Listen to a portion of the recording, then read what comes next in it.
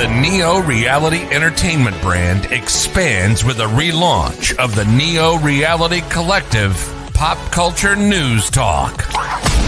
Your host, Eric Brown, gives his insights and thoughts in the ever-expanding news world of comic books, professional wrestling, gaming, TV, and movies. Be sure to donate to the brand and keep up to date with additional content on YouTube channels such as Neo Reality Entertainment, NRE The Wrestleverse, and NRE Pop Culture Omniversa.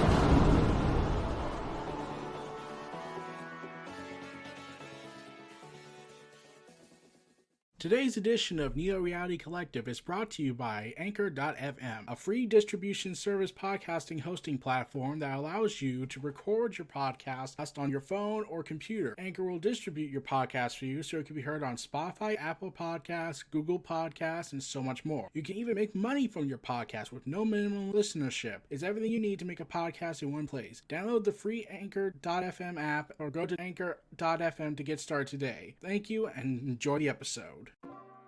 Welcome back, everyone, to Neo Reality Collective. I'm your host, Eric Brown, and we're bringing you all the news coverage of this the third week of July. The first half, at least. So, anyways, let's get right into things. Warframe has announced that there will be crossplay, cross-save, and a new mobile version announced alongside the new War reveal. Not only did Warframe fans get their first look at the next-gen New War expansion, developer Digital Extremes also revealed that crossplay, cross-save, and a mobile version are all coming in the future. Revealed at TennoCon 2021, the new Warframe got a 30-minute live stream gameplay that shocked audiences by showing Corpus Engineer, Versio, and other fan-favorite characters, all playable in a quest for the first time ever. This new story expansion is set to be released on all platforms this year, and it will be providing long-awaited questions that began during the second Dream Cinematic Quest. While no date was given, it was announced that cross-save and everything else across all platform updates is in the works for all the cross stuff and simultaneous updates. Community is incredibly important to us, and opening up cross-play and cross-save is just one of the many more efforts we'll take to bring more players together, including extending Warframe's fast, fluid action combat experience to other global platforms. Sheldon Carter, COO of DE. We are at the very beginning of the next generation of Warframe. We are 8 years young and have the benefit of beginning our second console generation with a new game aimed to embark a new chapter of a more story-based content our players have been asking for. So I only played, I keep thinking I have played Warframe. I keep thinking I have, or I probably haven't. I'm not sure, honestly. It's hard to really remember these days on that. I think I played it for like a brief time. Wait, wasn't Warframe a Crytek game at one point? Or am I thinking of another game they were doing that had a similar name? I could be wrong, but that was my own. I think that's my only experience with the thing.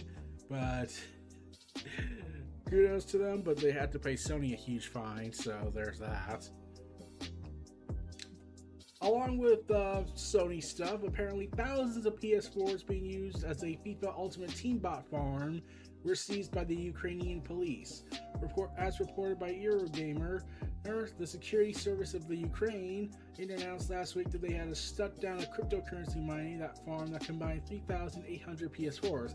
However, this mining's main function was not trying to get cryptocurrency, but instead was building valuable FIFA Team Ultimate accounts. An investigation by Ukraine business newspaper Delo revealed the truth of this operation, that these PS4s were being controlled by PC-running bots to constantly form Ultimate Team for profit. The bastards. So, we're really at this point, everyone. We're at a point where we're getting basically gambling rings, illegal gambling rings, for FIFA. Thanks a lot, EA. So, these consoles were seized, and yeah, the addiction of loot boxes continues to destroy our society. Can the UK finally come to a decision yet? Wait, not the UK, well, the UK did have an involvement in that big thing where they revealed it was the prize mechanics. I mean, like the whole European continent.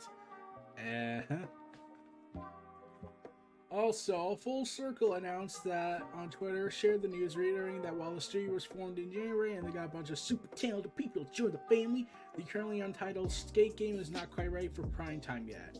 Saying, holy it's been a year? Yeah, what have we been up to? Well, we formed the studio back in January, got a bunch of super talented people to join the family, we've been working hard on the new game, and now we know many of you were hoping to see more from us this week, but we're not ready for prime time just yet, and we won't be part of EA Play Live show on Thursday. It's still early and we are committed to doing this thing right, which means it's going to take some time. Our number one goal is to not blow it for you, for us for Skate. However, we are stoked to share a little something with you all tomorrow. Oh, Casio. Okay. Okay, so the thing I will point out is that remember what happened to the last company that went ahead and published a piece of primetime gaming news, and it took a couple of years still, and they weren't quite ready with it. Ain't that right, Kingdom Hearts 3? Yeah, remember when they all announced that, and then they came out and said, we announced it too early, we should not have announced it too early, we should have waited another year or two? Yeah. We can't have something like that again. So, no Star Wars, no Mass Effect or Dragon Age. So, why should I care about EA Play Live? I mean, like, they'll probably announce Dead Space, but who cares at this point? Like, I know people are excited for the idea of a remake, but at the same time, EA's the one that killed it. It's like, they'll probably screw it up somehow. Microtransaction the hell out of it. Space Jam, A New Legacy. And this shocked me. It beat Black Widow in domestic box office.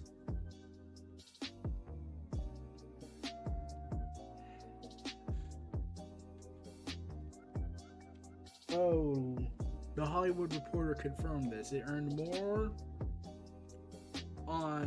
in theaters than it did and beat Black Widow on its opening box office week. And that ties into another report that the theater chain's owners are furious with Disney after Black Widow's box office slump, saying its stunning collapse in the second weekend of theatrical revenues. And yeah, the problem is that Black Widow fell the box office because of Disney Plus. Streaming is the future, everybody. However, that's affecting the Hollywood giants. So, the Hollywood Reporter said that NATO, not that NATO, the National Association of Theater Owners, not NATO, the U.S. European Alliance, said that meant that that ultimately NATO said that this decision undermined the Black Widow box office performance, despite assertions that this pandemic era improvised release strategy was a success for Disney and the simultaneous release model. Well, it demonstrates that an exclusive theater release means more revenue for all stakeholders and the cycle of the movie's life. Whereas we can go ahead and just stay home and watch it. And Disney has admitted that, Marvel admitted that, we make Marvel movies specifically for box office reaction. So, and you gotta also attribute that this is a movie that was delayed for a year. So I get the feeling this might be at best a one-time event. Could be wrong though, and they go for it long term. Remember, Disney management says otherwise.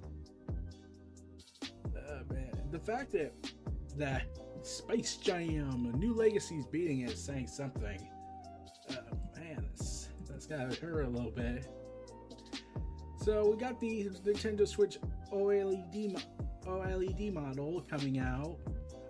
Well, Nintendo also says, we want to clarify that we just announced the Nintendo Switch OLED model will launch in October 2021 and have no plans for launching any other model at this time.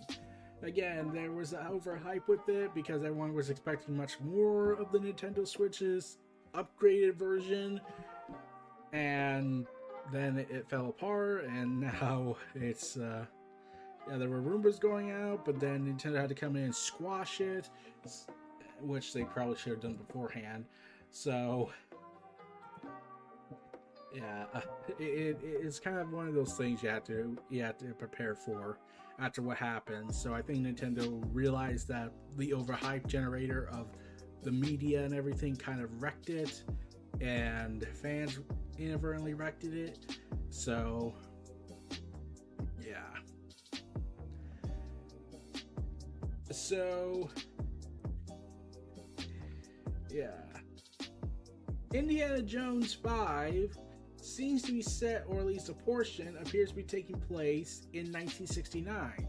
Sky News reported that a cast member has suffered a fall whilst filming the new Indiana Jones movie in Glasgow, Scotland. According to the report, the actor appeared to be involved in a chase scene with Harrison Ford's globe-trotting archaeologist, when he barged through the brass band and a sailors performing at the Apollo 11 ticker tape parade. Set photo reveals the street of Glasgow has been transformed into mimic those in New York, Manhattan, which was where the returning Apollo 11 astronauts received a tumultuous welcome when they participated in a motorcade down in Broadway Park and Park Avenue in 1969, indicating that the movie, or at least part of it, takes place during this time period.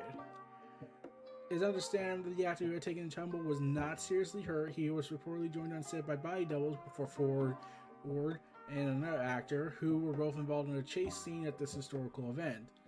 Ford's double could be seen as riding a horse and, per the report, burst through a banner that had the word "Giant Leap for Mankind." So if this movie is set in 1969, as according to this, that means that the events of Indiana Jones will take place 12 years after the events of the series' fourth installment, Kingdom of the Crystal Skull, which was set in 1957. The movie is confirmed to conclude Indiana Jones' journey, though virtually nothing else has been revealed about the plot or setting up to now.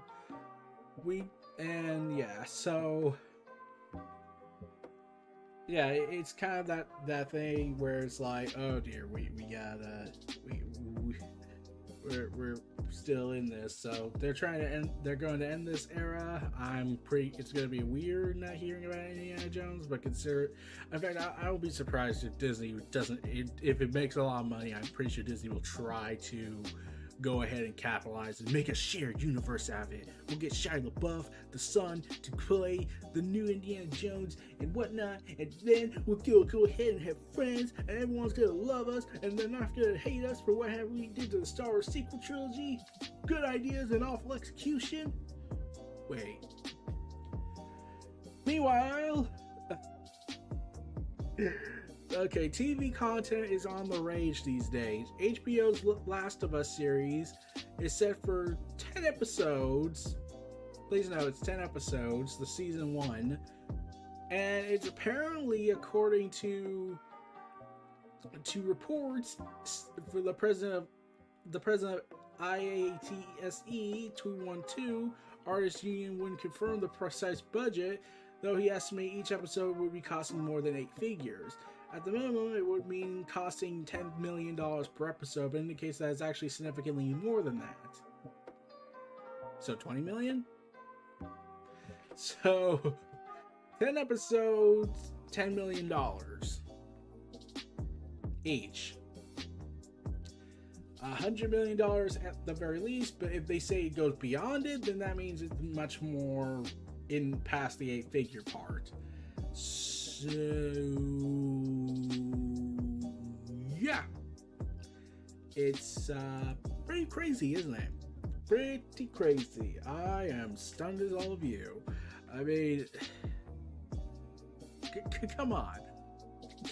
You mean to tell me that Hollywood is that the TV industry is going ahead and doing all this, and this amount of money they're investing in TV content, because now more days everything's going more towards TV, technology's catching up and everything, ever since, especially with The Mandalorian, proving that you don't need to be a big multi-million-dollar movie to sell a TV series, because TVs now have the quality of content, makes their limitations their strengths, and ultimately prove to once and for all that we can hang with the Hollywood execs. TV content is the norm now. Meanwhile, Square Enix apparently accidentally sold Neo: The World Ends with You 10 days early.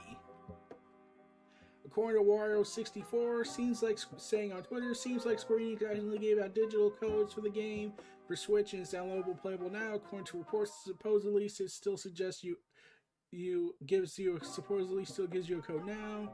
Oh, game is $80 after shipping. And they jumped on the opportunity. Not long after, he followed up his Twitter with another to say that Square Enix ran out of codes or isn't distributing codes anymore.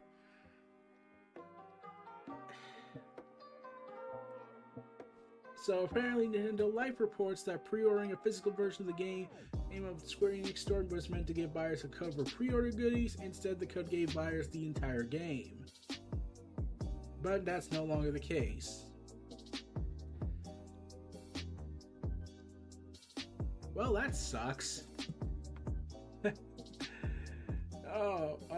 I kind of feel sorry, but yeah. It's so messed up. Like, to have a game released so early and just have that happen is bad. I mean, it's just so crazy, isn't it? So there was some casting talent looking for the new character for Barbara Gordon in the DCEU, which will be an HBO Max film, not a full-fledged in theaters movie. But it's been reported that Leslie Grace has been casted as Barbara Gordon in the Batgirl movie, and some people took the notice to that because she's not looking like Barbara Gordon that we got from the comics. She's diverse. Okay, I get you want more comic accuracy on this. I totally get it. I really, really do. I kind of wanted to see Barbara Gordon look like the Barbara Gordon we all grew up on, but considering that the DC universe is a massive multiverse, more so than ever with Infinite Frontier, wink wink nudge nudge, I'm not really mad in that regard, but I have heard they're recasting Jim Gordon, Commissioner Gordon, with a new character because J.K. Simmons wasn't coming back. J.K. wasn't coming back, but he is set to. But apparently they're going to find a replacement, and this new character casting for Barbara Gordon indicates that that is indeed the case. So it's going to be weird a little bit, huh? For some fans of Barbara Gordon to accept she's not looking like the Barbara Gordon we remember and everything. I'm just normally just used to the idea, well, it's a multiverse. We can just accept that. So, that's just my only thing to say about that. Also, the new Blade movie for Marvel has reportedly found its director. I can't pronounce his name, but he is best known for directing 2020's Mongol whatever, is currently in talks with Marvel to help helm the vampire superhero movie starring, I'm not pronouncing his name, let's just say he's that guy from Luke Cage, further proving that the Netflix TV series wasted our time. Unfortunately, I really kind of wish the Defenders showed up in Infinity War just for a little couple seconds. Just like, show up before Spider-Man shows up and try to fight this alien threat because this is in New York, and do some fun and just a nod of acknowledgement, and then they are out of the movie and we wait for Endgame to happen. Oh man. But the movie that the director was previously known for, is his only major film project, Mongol, I can't pronounce the other name. It stars Riz Ahmed, who was in Rogue One, so naturally that's a sign that it's going to be awesome. As a British Pakistani rap artist on the verge of his big break, but suddenly contracts a deadly autoimmune disease and is spurred to visit his family in London. But, Marvel was reportedly looking for writer-director options, so they wanted a director who was also the writer, but they ultimately split the roles, landing HBO Watchmen's writer Stacey O.C. Colfer to pen Blade's script. Yes! So that's fun. So, remember when we were getting a rumored John Wick TV series? We were gonna get a John Wick TV series that would connect to this whole event with the John Wick universe. So that's no longer a TV full show. It's now a 3-episode miniseries, 90 minutes each, and would cost $20 million chapters each. The Book of Eli director Albert Hughes will direct 2 episodes of 3. He's lined up to direct episodes 1 and 2 and will produce all 3. However, the original screenwriter of John Wick is coming back to be an executive producer, while the director Chaz, I can't pronounce his name, is also the executive producer. And Keanu Reeves is in talks. Himself is said to be in talks to executive produce. So it takes place 40 years before the events of John Wick. The characters, the young Winston. It's saying the story follows the young man starting as a hitman, and who, along with others, created a haven for unsavory types, all set against the backdrop of a 1970s New York. Yes! No word yet on who the actors are, but it seems like they're going ahead and no longer doing this whole big TV show they wanted to do or one massive season. They said, nope, 3-episode miniseries, 90 minutes. Here's a budget of $60 million. 20 for each. Oh, God. Meanwhile, on Call of Duty Warzone, the war against accounts continue, as they have now reached a total of 50,000 more accounts banned from the game. Yeah. Targeting repeat offenders and much more for cheating and other offenses. Oh, man. So this is a massive ban wave all around. Pretty damn crazy, right? Meanwhile, Bill Skarsgård, I'm pretty sure I butchered that, confirms he's in John Wick 4 and teases his character, saying that he joined John Wick to be part of an opportunity to do something different, and yeah, and saying it's a character you may not expect. And let's see, I'm trying to remember what roles he's also had in the industry. Let's see, Bill Skarsgård. Okay. Oh, Bill Skarsgård. I could swear I know what he looks. He looks familiar. He was in Deadpool 2. He was a movie I did watch. Oh yeah, he's It. He's the clown from It. Now I remember. Yeah, he's the clown from It. Oh god. Saying he chooses a fun role and that represents something that I haven't really done before. Oh god, he's not a supernatural clown. No. Okay. Meanwhile, so. Oh man, it's just so hilarious. So. Also, the long believing belief that we'll get Clerks 3 is set to start production in August, and Lionsgate has gained worldwide distribution. So, yeah. The release deadline has now as a synopsis saying, following a massive heart attack, random enlists Dante, Elias, Jay, and Silent Bob to make a movie immortalizing his life at the convenience store that started it all. Smith has indicated that this will be a story point drawing directly on the heart attack that nearly killed him 3 years ago. The film will begin on August 2nd, Smith's birthday. Randall's screwed because Dante, Jay, and Silent Bob, along with Elias, baby, who wants to walk with Elias? I'm like, it's not that Elias, but I just wanted to make that reference. Wow, it's kind of fun to see this come back after the whole Jay and Silent Bob reboot movie they did. I'm Jay, and he's Silent Bob. And then he talks in the sequel at the end. Aliens Fire Team is going to be a survival shooter where the xenomorphs are going to be all over the place.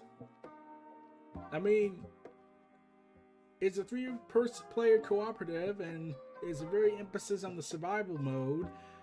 And let's hope it's better than the other Alien game we heard about, and Angry Joe hated, and Jim Sterling hated, and decreed his hatred for Randy Pitchford, or what Randy Pitchford pulled. Yikes. Meanwhile, WWE is searching through TikTok for ring announcers for SummerSlam, because of course they are.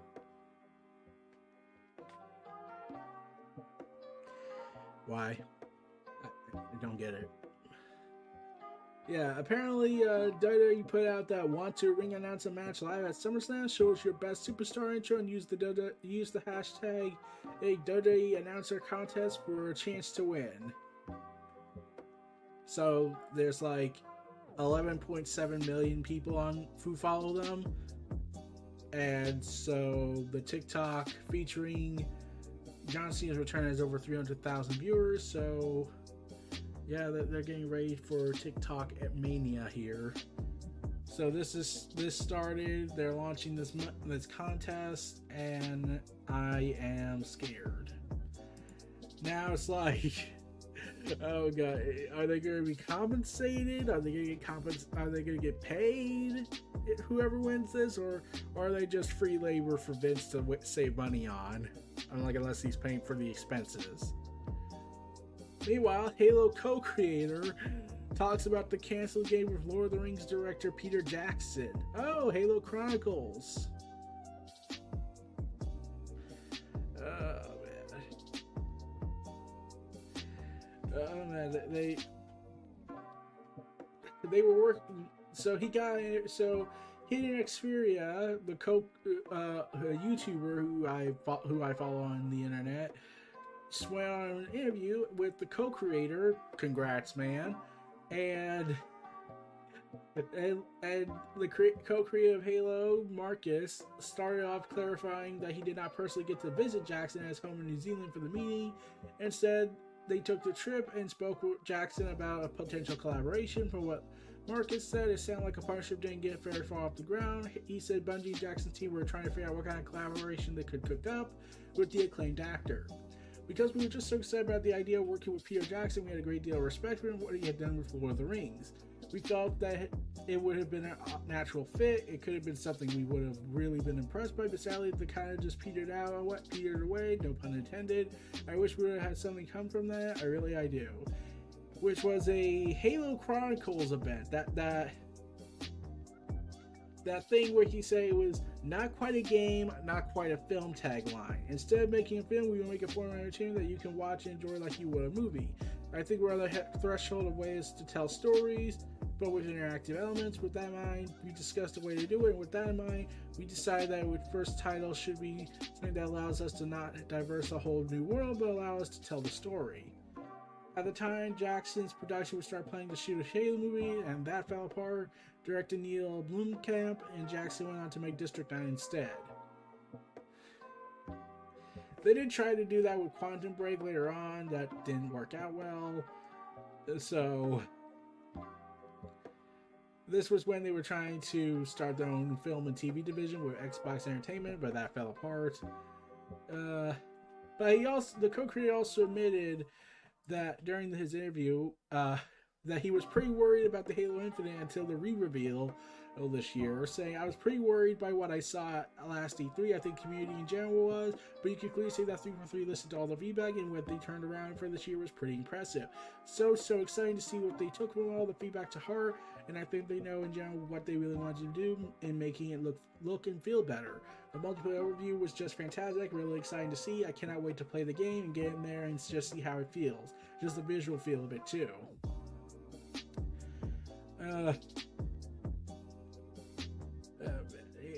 It's pretty awesome. I'm really hyped for this. I'm really hoping it's pretty good, and I really do hope the best for that. One more thing before we go on break. WWE's Naomi has been moved to SmackDown from Raw. as part of a trade, quietly, according to Mike Johnson, a PW insider. Okay, there's no reason has been given why, but if I had to pessimistically guess, they're going to exploit what happened to Jimmy Uso with Naomi. Oh, don't worry, they're going to probably tie in with the bloodline stuff, but they're going to probably bring up what Jimmy Uso just went through, because WWE doesn't know when to stop with the addiction exploitation. You know, like they did with last year with Jeff Hardy, where they go ahead and constantly constantly bring it up because, hey Jeff, remember that addiction you relapsed on last year when you were after your accident and we took care of you? Yeah, we're gonna pay you back because Matt went AEW on us, so we're gonna exploit everything about your personal life and what your relapse went through, and you know, just do that because we're kind of sick fucks. I'm like, at least we could have said that, hey, at least when we did it the first time with CM Punk and you were a few years clean. We're sick, aren't we? So, yeah. Way to go. Honestly, I hope that isn't the case, but I am at a point where I definitely think that's going to happen. But we'll have to see when that comes out. So, this was Neo Reality Collective. We'll be back on break in a moment. Here's from a word from our sponsors. Take care. We're back, everyone. And this is Neo Reality Collective celebrating its Sweet 16 episode, and we're back. We're gonna talk about something that really annoyed everybody. So, Peacock aired the Money in the Bank show until it didn't. The Peacock stream started to glitch during the Money in the Bank show when it got to the big match of the Money in the Bank contract for the men. And according to Pro Wrestling Insider, WWE weren't initially aware of the problems on the network. The issues were not emanating from the Dickies Arena, where WWE presented the show, and therefore had no way of knowing about the issue. I mean, like, it's not like they have social media or anything and have a bunch of people screaming in the comments. So, the technical problems therefore came from wherever Peacock was picking out the stream from and had nothing to do with WWE themselves. Congrats, Peacock. Way to prove you're still a great service. Peacock users noted upon the stream noticed that upon in its return did not have the Peacock branding on it.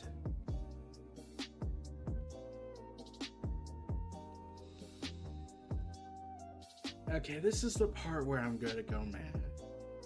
So I showed this to my friends in ATW. And when I told them, they were shocked that WWE and NBC Universal are that stupid. NBC Universal likely used the WWE Network stream right after.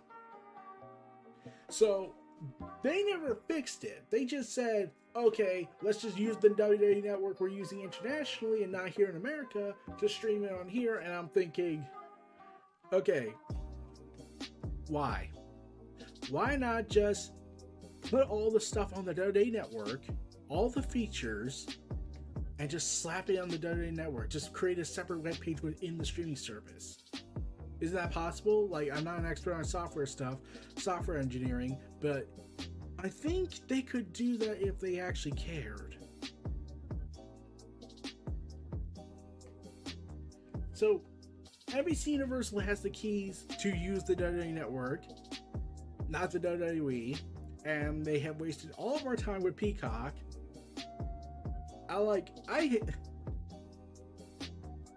at least the WWE Network could say we were only a couple, like when on their first outing they were working pretty damn well, and when they first started. Peacock's been around for several years, and look where that's ended up. We were given the WWE Network International cut, not the Peacock cut, because they know we will not do a hashtag release the Peacock cut because it will be glitched out beyond belief. Oh, god damn it.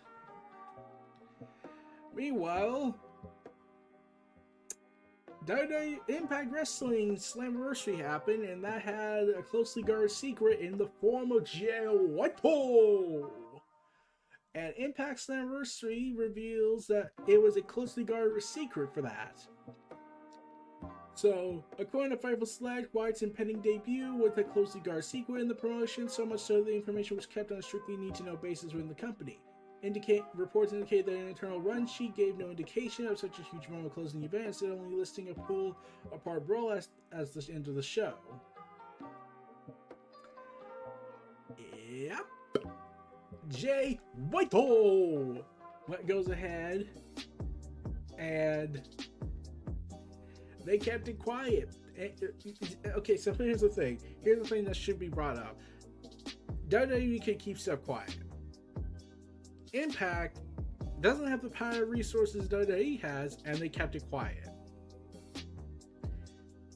It's telling, isn't it, that the smaller promotion, the inferior company, got to not only become the epicenter of this shared universe saga they're doing with the Forbidden Door, but are now doing better at keeping surprises than the big giant in New York and Connecticut.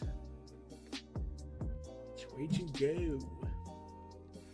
And also, WWE's deal with Hulu is expiring, so there's been no update on that. WrestlingNomics is reporting that partnership, who provide next day on demand streaming for access of likes of Raw, SmackDown, 205 Live for promotion, is likely ending in 2022, but could cease as soon as the end of 2021. Yeah. So NBC would, so it looks like it could go to the WWE Network and NBC Universal Peacock, because now they don't have to do the 30-day wait. They can just show it right now after the show and everything. So I'm excited for that. So that actually would have worked. That actually, I think, would have worked in their favor, and not have us to wait 30 days for every week for the shows. Because now if only we can get no compete clauses to be optional.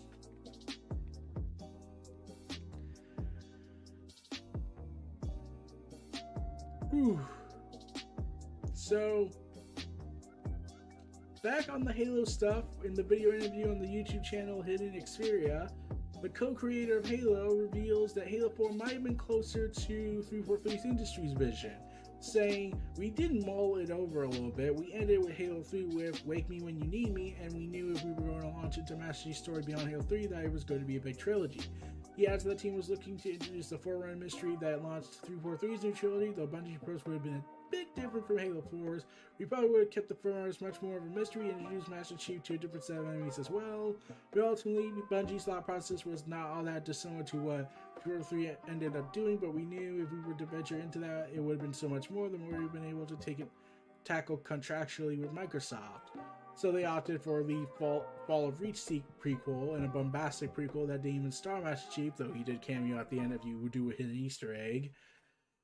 Bungie then parted ways, branching on to create Destiny, while Microsoft formed 343 to focus on all the Halo games. Meanwhile, Marcus branched on his own, forming V1 Interactive to launch a new game, Disintegration, in 2020, and then they were close. And then he announced that it's going to close down earlier this year, so that sucks. And 343 moved from being a trilogy of games to an entire saga, calling it the Reclaimer Saga. So, yeah. I would have been interested to see how Bungie would have done it. Like, I know it probably does look like it sounds like it would have been the same, but it would have probably been a little bit better done. But we'll never know, because Bungie don't make the Halos anymore.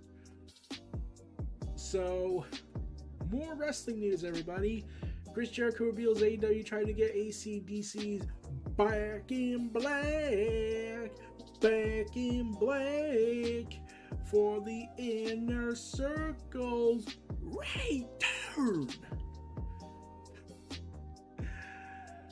They were gonna have their return promo have that. Speaking of the two two-man power trip wrestling podcast saying we actually tried to get Back in Black for our return promo after we attacked the Pinnacle in our dressing room. They wouldn't even give us the time of day. So they wanted Van Halen right after Eddie died. We wanted to use Running with the Devil. They came back with 500,000. And, well, that's just why saying no effing way. AC/DC didn't even come back with that. And I see them on Applebee's commercial using Back in Black, so I guess they're fans of the Back Baby Ribs or something like that. I thought the whole concept of Back in Black fit. It's saying that everybody knows, it rolls off the tongue, it fits the mindset of what we're doing. We're coming back more focused, serious, and darker. That's kind of how it's been throughout this whole return. I'm like, more real, but darker? I wouldn't know about that. I don't think that. Meanwhile, District 9 director Neil Blomkamp is working on a AAA multiplayer shooter, so we're doomed. Aren't we? This is the Hollywood director. Let's see how he does, honestly. Let's see how he's done. He's helping create an unrevealed debut multiplayer shooter, so they got that. It's part of the Guerrillas Games studio and as their chief visionary officer. So basically the chief visionary officer is a title that basically means I have a vision. Okay, my work's done. Pay me 20 million, please. Okay, I kid. I'm pretty sure there's more to it, but I just wanted to make that joke. But yeah, would it be interesting? Maybe. Would it work? No idea. But he also is working on District 10, which will be based on a topic in American history. Okay, we're not talking about that because basically America has a very, very, very, very, very, very fucked up history, and that's not even counting the last 3 years. 4 if you count the last president we had. Oh god. Meanwhile, Jeff Bezos has money to burn, because he doesn't pay taxes, but he has been donating, so that clearly fixes everything.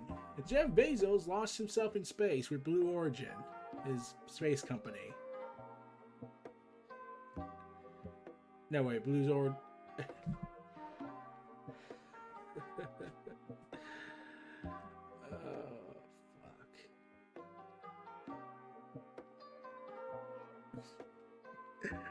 We're really at this point, people. The 1% is now saying we fucked up the planet. Let's go into space. They went to the ozone layer, but still.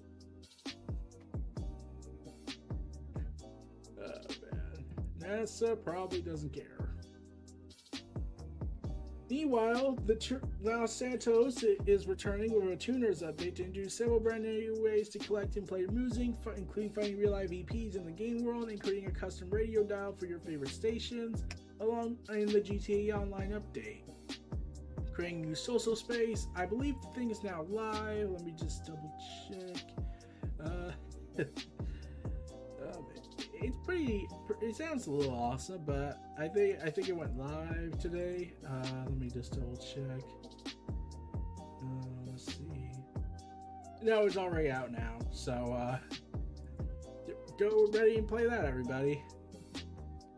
Meanwhile, Fear Street director wants his new project to turn into has spoken about her plans to expand her recent Netflix trilogy, Fear Street, into an MCU-style horror universe.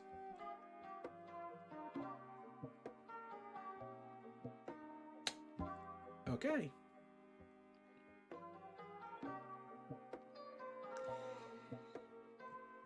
They ended the trilogy, okay, but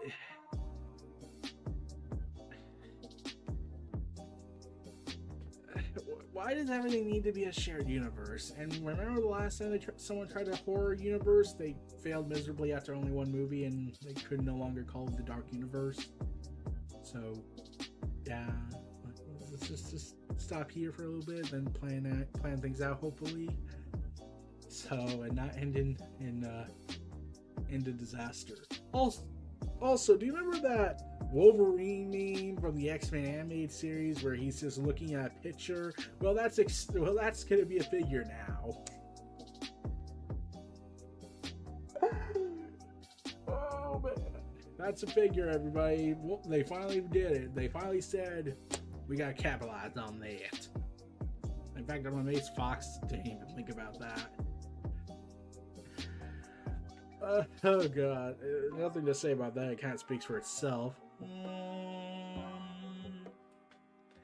Meanwhile, Castlevania TV producer wants to make a PUBG animated show. I have no idea why. There's no lore, if I recall. Like, Fortnite is based off of millions of licenses, and we already had a movie. It was called Ready Player One. I don't think we need another one. I don't know how you would tell a story with PUBG.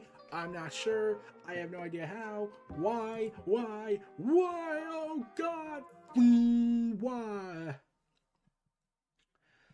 Meanwhile, James Wan talks about why he decided to return for Aquaman 2 because he doesn't like repeating his stuff.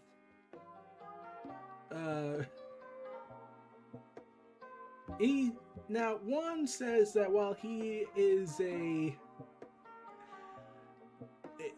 Wan has made sequels before, The Conjuring 2, Insidious Chapter 2, and now filming Aquaman The Lost Kingdom, he says he only does them when there's a new hook to the story and interests him or some new aspect of the characters he loves that he feels worth exploring. Otherwise, he's not interested in repeating himself. So, yeah. He said, so people ask what made him return, saying, I would say this thing that really got me excited to come back is finding the story that I think is worthy and not better than the first movie. And also for me, really, when I come back for a sequel, whether it was Insidious 2 or Conjuring 2, and now Aquaman 2, is how I helped shape and create these characters that I eventually fell in love with. And I feel like I'm not done with them yet, so I feel like I owe them one more story for me. He's currently filming in London to continue the next journey, and no idea what's going to happen with Mira, if they're going to recast her after what came out regarding her and Johnny Depp and all that drama. Meanwhile, Ubisoft, the company that keeps on royally destroying lives in ways I cannot imagine because that is seriously fucked up dark, says they will put its games on the Steam Deck if it's big enough. So it's a hostage situation, got it. So Netflix is going to focus on mobile games, but won't charge additional fee for it, for said games. Okay, like you're already pushing it with original content. I really think you should just stick to that. Like, I like Stranger Things. Would I really like to see gaming from Netflix? I don't know. I don't think so. Working on mobile games and whatnot, but okay. So, remember Victoria, I can't pronounce her last name, who played Renee Montoya in Gotham on Fox? You know, that awesome show? Yeah, that was awesome, right? Would you like to see her play Renee Montoya again, but for Batwoman? Too bad, you're getting it. Oh, God. Okay, so they go ahead and say that this is not the same Montoya we got from Gotham. This is a completely different version of Renee Montoya.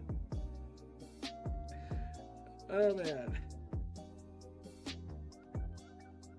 Oh, yeah.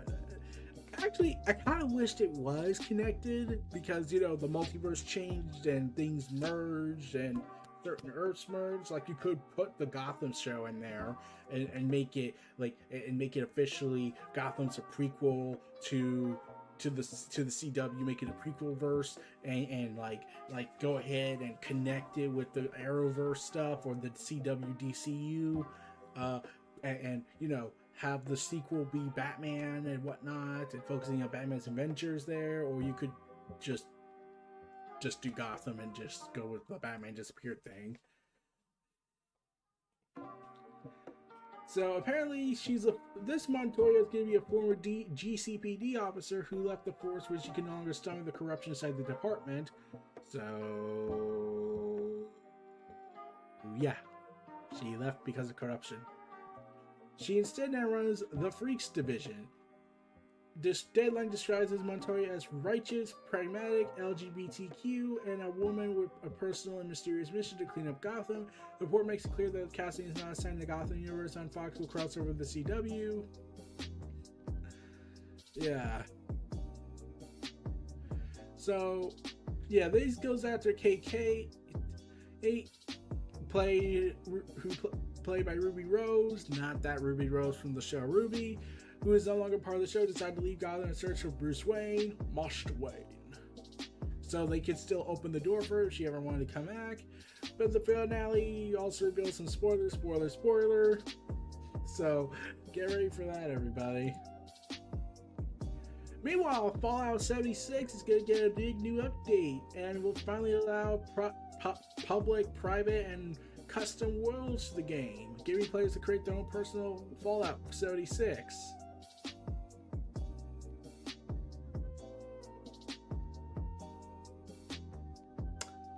I want to be excited, but at the same time, I'm that guy that's like, you charged Fallout first.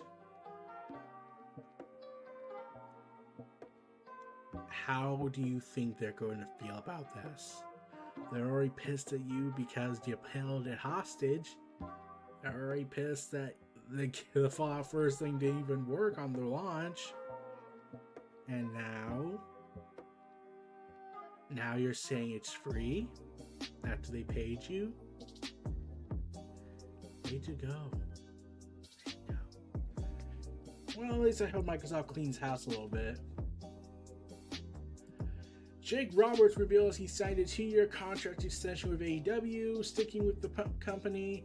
He saying that he initially had a 10-week deal before signing on for longer. In a sit-down interview with DGP, he revealed he signed a 2-year deal with them, saying it inspired me to stay with AEW. On his initial promo with Cody Rhodes and crowd reaction, saying, "Thanks to Tony Khan, when I originally signed, it was for a 10-week deal. 8 weeks, the guy comes along with some papers and it's like, you need to sign these. What for? It's your contract." "Dude, I only have 2 weeks left." "No, you have another year." A few weeks ago, I buzzed Tony saying, "I have 4 weeks left. What do you want me to do?" Next thing you know, he starts saying up my stuff. It says, "You need to sign a piece of paper." I signed it again, and after I signed it, I found it wasn't for a year, but it was for 2 years. He's such a wonderful man. He gave me my love for wrestling back. It's great to be part of it. So, Jake Roberts is happy. Yay! Happy. So, get ready for that, everybody. Meanwhile, WWE has announced that they are declaring war against fans and are shutting down all operations. I mean, like, that's my personal opinion what they did. But WWE trademarked complaining is not conversation.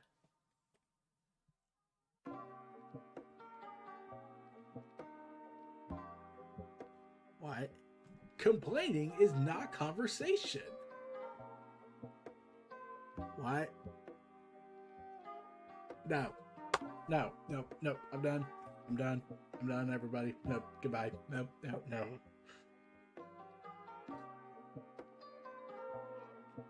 Did Paul Heyman say this? Did Paul Heyman pitch this? This sounds like something Paul Heyman would pitch, because he always goes ahead and talking about how ever since his Jim Cornette promo cut on him, went ahead and talking about how he complained everything, and even though he used to be one of us, the guys who complain and whatnot, but like, did Paul Heyman pitch this?